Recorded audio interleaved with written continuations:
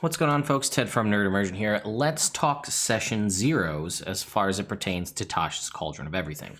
We have known about session zeros, or if you're unfamiliar, I guess I'll do a little bit of an overview of it here as it's covered in the book. But again, this is, I think, another one of those situations where some of this is good information imparted to people who don't know, but a lot of this is falls into that concept of because wizards put it in a book, that makes it okay for people. And whether or not you succumb to this, I've seen this in just the comments on my last couple of videos, like the concept of the custom lineage and the home brewing and all that kind of stuff, where people said full out they didn't feel comfortable doing those things and home brewing things until wizards put it in a published source, and then it makes it okay for them to do it. And, you know, you may feel like, oh, that's silly, that's ridiculous, but some people do really like to stick to 100% rules as written. So the fact that Wizards of the Coast put a session zero section, it not only provides some guidance, but it also provides a means for people who don't feel comfortable quantifying this as a session zero to do so. So let's go ahead and take a look. So this is in chapter 4 of Tasha's Cauldron of Everything. This is the Dungeon Master's Tools section.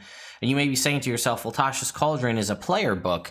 Why is there DM stuff in it? And I'll be making a separate video on that after the fact. But here we go. It says, before making characters or playing the game, the DM and the players can run a special session, colloquially called a session zero, to establish expectations, outline the terms of a social contract, and share house rules. Making and sticking to these rules can help ensure the game is a fun experience for everyone involved. Often a session zero includes building characters together.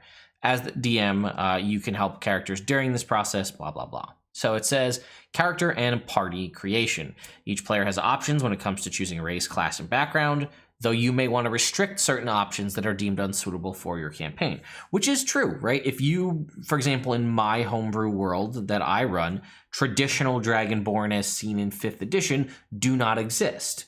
So I have to set that up in early sessions. Hey, folks, Dragonborn don't exist in my game, so if you're looking to play one, unfortunately, that's not going to be the case.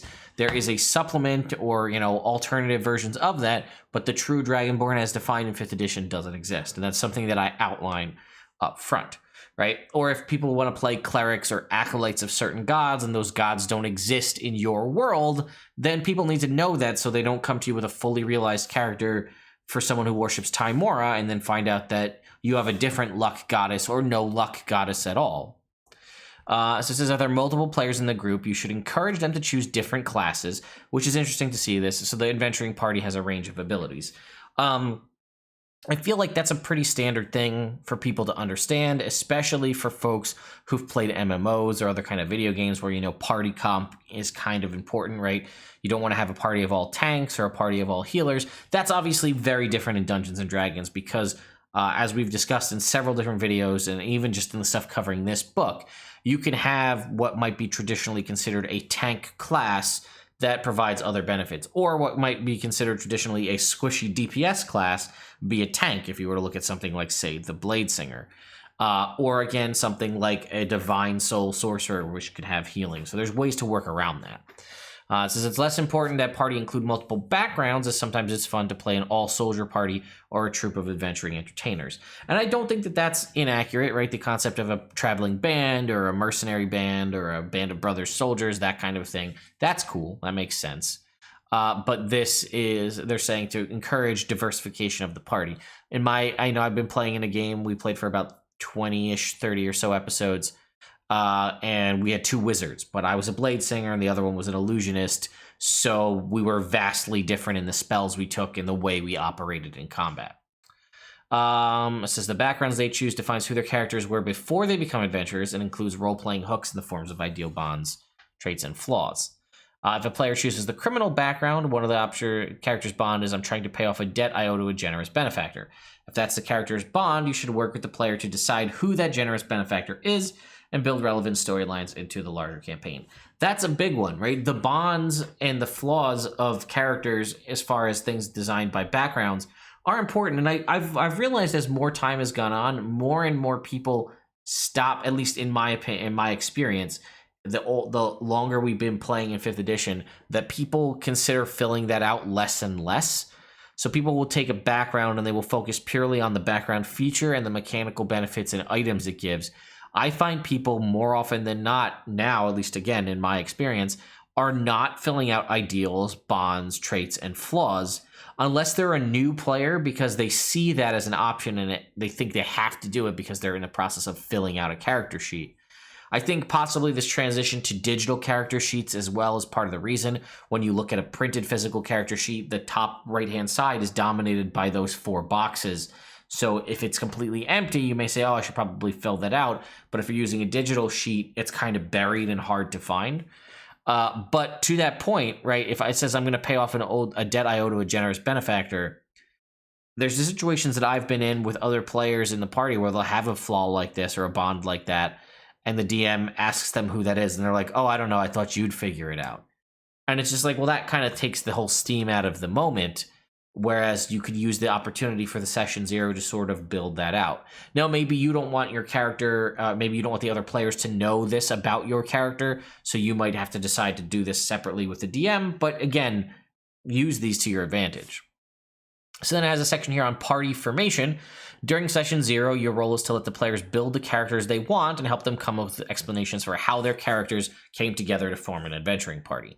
I think most of us, or maybe only some of us, have been into that situation where the DMs are like, well, you meet in a tavern, right? It's a trope. Everybody meets in a tavern, and then honestly, you kind of spend the first few episodes, the first few sessions, and more often than not, trying to figure out why you trust each other enough to travel together, why you should form a party.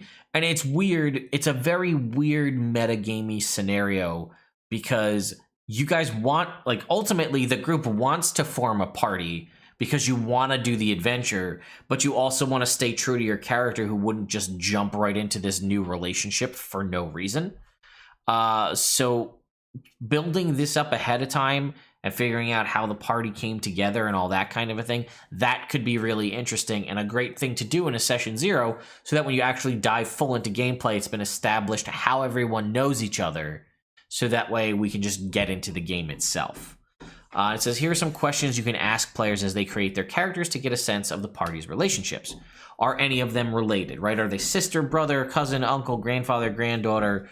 What keeps the characters together as a party? That, again, to what I was just discussing.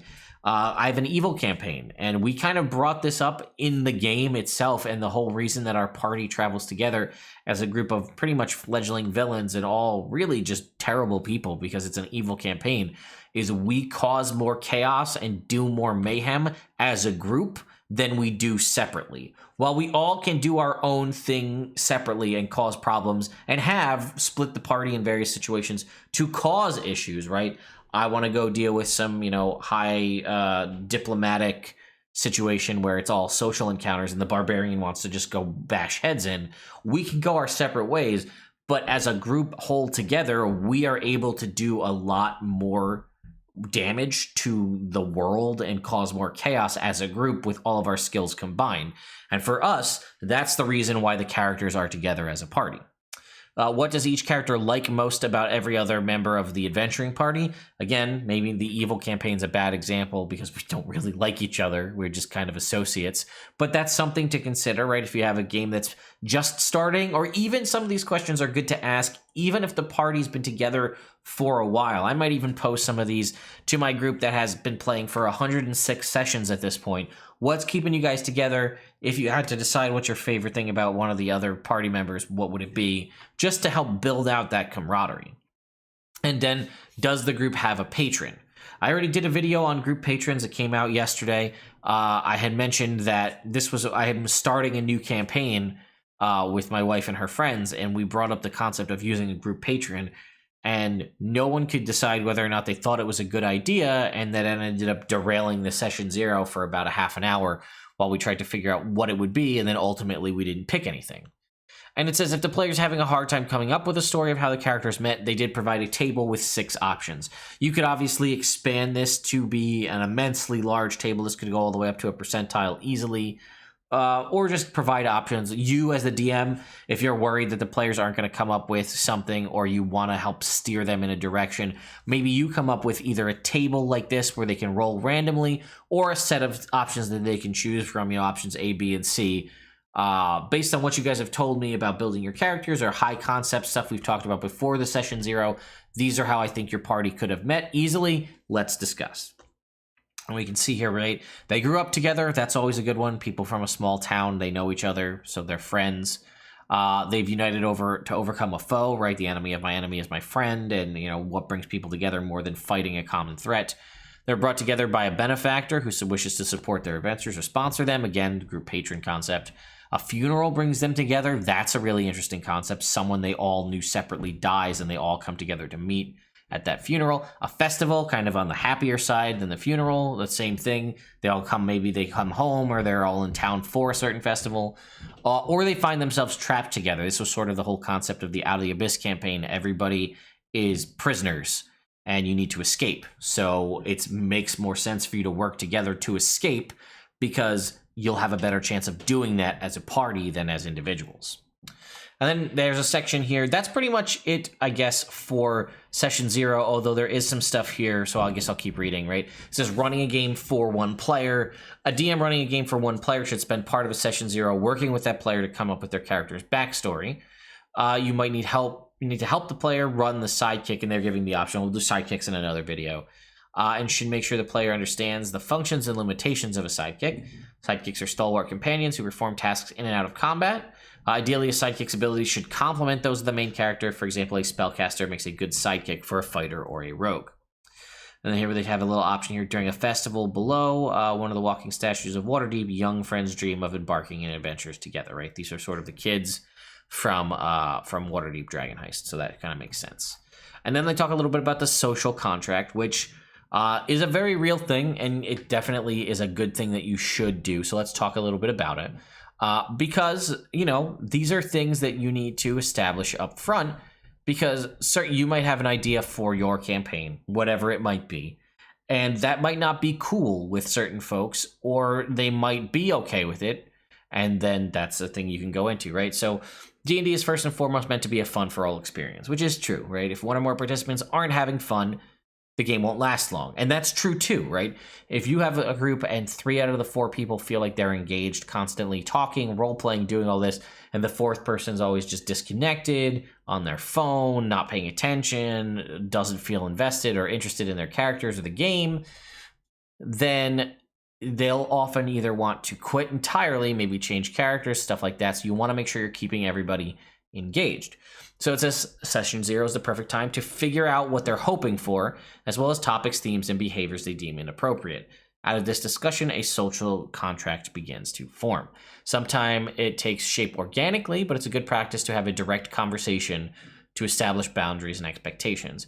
A typical social contract in D&D includes implicit or explicit comments to the following points, or commitments to the following points. These are really important too, folks, so think about these, all right? You will respect the players by running a game that is fun, fair, and tailored for them. This is you, the DM, right? You will allow every player to contribute to the ongoing story and give every character moments to shine. When a player is talking, you are listening. So all of those things are true, and I especially agree with this. You will be running a game that is fair, fun, fair, and tailored for them. I've said this before, right? While the game and the story may be yours, and the world may be yours, the game is for your players, not for you. The enjoyment you're going to get from this, I'm sorry if you can hear some sanding in the background.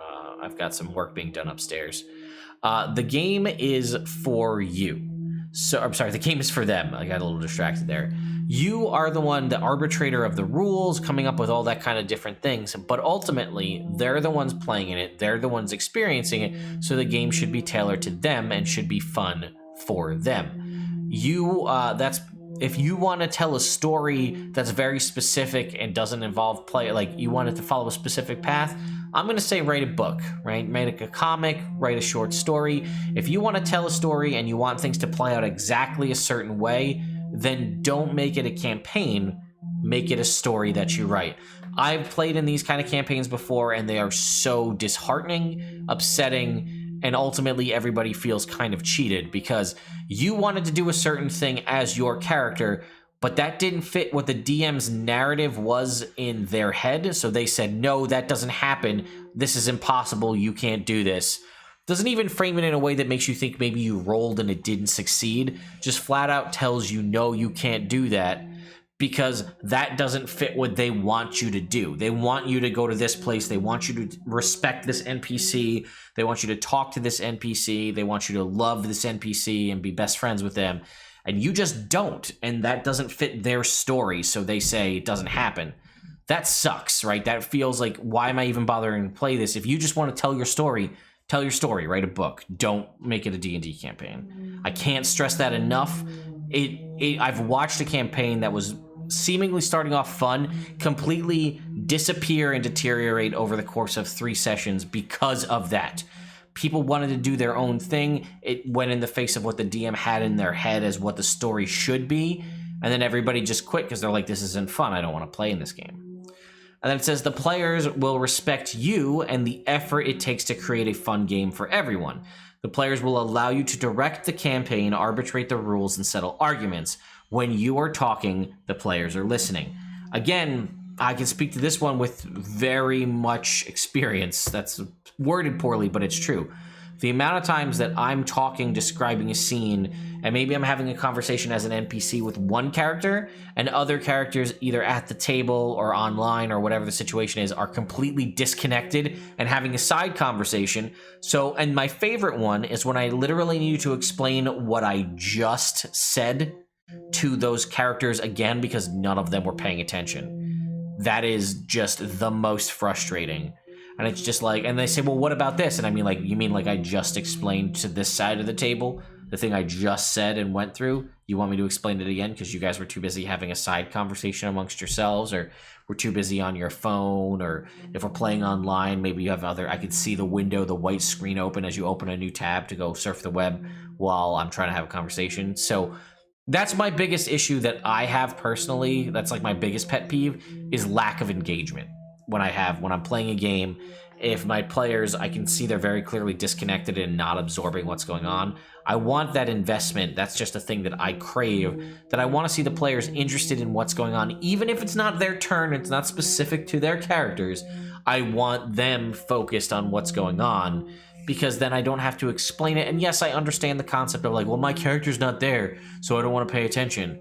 But it might matter to you. And if I really wanted it to be something that only this character saw, I'd tell them offline, or I'd ask you to leave the room so I can have the conversation with them alone. The players will respect one another, listen to one another, support one another, and do their utmost to preserve the cohesion of the adventuring party. Again, this is a big one. We've all played with the typical edgelord character who wants to go off on their own and do their own thing, and that's fine, but don't do it to the detriment of destroying the party and ruining everyone else's fun. This, again, part of this social contract is you want to play a game of D&D with other people, with your friends or new friends or acquaintances or coworkers or whatever. Everybody wants to play the game and have fun. It might be fun for you to split the party and go off and do your own thing, sure, but don't do things that are direct opposition of what the party wants to do just because you think it's what your character would do and it would ruin the game. The amount of times people ruin campaigns and doing this kind of stuff because they quote, it's quote what my character would do. Well, maybe you should pick a different character. If you're going to completely destroy the party dynamic, ruin fun for everybody else because of that, maybe it's time to think about playing a new character or find a different campaign, right? If you want to just be the person who just goes and murder hobos everyone, that's fine. Eventually you're going to get caught and your character's going to probably get captured, or do this in a party with people that expect that to happen. Don't do that in a party of people who want to be like true, white knight, loyal, lawful good adventurers, and you become this chaotic, evil rogue who just murders everybody. It just doesn't work. And then should you or a player disrespect each other or violate the social contract in some other way, the group may dismiss that person from the table. That's another one, right? This is something I also see where people get stuck in games and they keep playing in games because they feel obligated that they need to play and they're actually not enjoying it at all. They don't have fun. They sort of dread going to play the game. I've seen people do this where they go to play a game, even if it's online, and they just start drinking because they don't want to pay attention to the game, and they want to feel like it's just such a sap on their time and their emotions. They don't want to be there, like, so they'll start, drinking or something like that. And at that point, I say, why are you even still playing this game? Just leave. I think there's a degree that people feel like, especially if it's a streamed campaign, something online, something recorded, that people feel more obligated. And perhaps that is the case. Maybe you did sign a contract to play whatever campaign you're in for a certain channel. And if you signed a contract that says you're going to appear for 10 episodes, well, I can't really help you there. But if you're just playing something online, even if it's just for fun with friends, and you're streaming it and you're recording it, if you're not having fun, express that to the DM. See if you can't work out and figure out why you're not having fun and how you can rectify it. And ultimately, if you can't seem to come to some reconciliation, do yourself, the other players, and the DM a favor and just bow out. I often do this every so often with my players in a variety of different games. I'll just say, hey, just wanted to throw this out there. If anybody's having any issues with me as the DM, please let me know. If anyone has any issues with the characters, the story, things they want to address, things they want to avoid, let me know and we can alter it to, to fit. Also, if anyone feels like they want to leave, because you sometimes as the DM, you start to get that vibe that these players are starting to check out and they're not really interested, that you say to yourself, well, maybe I'll take the first step and say, hey, if anybody wants to leave, I won't feel upset. I won't be upset about it. I want everybody to have fun, and if you're not having fun, then please consider, feel free to leave. And then that sort of gives them the credence to say, oh, you know what, actually, I do feel that way, I want to leave, and then they do. And it says, this social contract one we just discovered covers the basics, but individual groups might require additional agreed-upon terms. And then it has a couple other options here. It has hard limits and soft limits. And by this, it means a soft limit is a threshold one should think about crossing, as it's likely to generate anxiety, fear, or discomfort, and a hard limit is a threshold that should never be crossed. So I don't need to really go into this in detail here, but basically I think you can figure this out. So it has some stuff here. It says, players might not want to discuss their limits around the table, especially if they're new to role-playing or haven't spent a lot of time with it. One way to alleviate such discomfort is to encourage players to share their limits privately with you and allow you to present them with it without whose attribution to the whole group. So, like, these are the issues we're going to avoid. End of story. If you want to play in the game, we're avoiding these. If you do any of these, you're out. For example, the players could write their limits on index cards for you to read aloud. However these limits are presented, it's useful for you and one of the players to compile the limits into one list that can be shared with the whole group. Keep in mind that any discussion about limits should be treated with care. Even sharing a person's limits can be a painful experience. It says common in-game limits are, but not limited to, themes or scenes of sex, exploitation, racial profiling, slavery, violence towards children and animals, gratuitous swearing, and intra-party romance. Common out-of-game limits include unwanted physical contact, dice sharing, dice throwing, shouting, vulgarity, rules lawyering, distracting use of cell phones, and generally disrespectful behavior, right?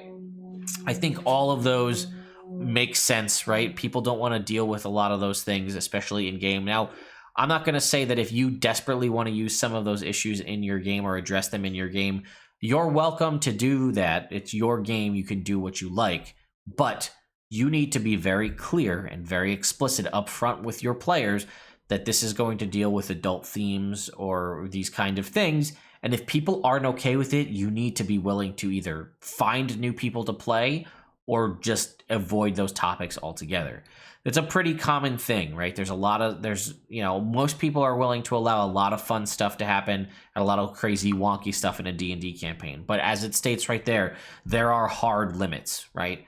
These are lines you do not cross. Nobody wants to deal with that. And then if that's the case, don't go near it. And it's a good thing. You might be playing with people for years. You might have friends you've been playing with for 10, 15, 20 years.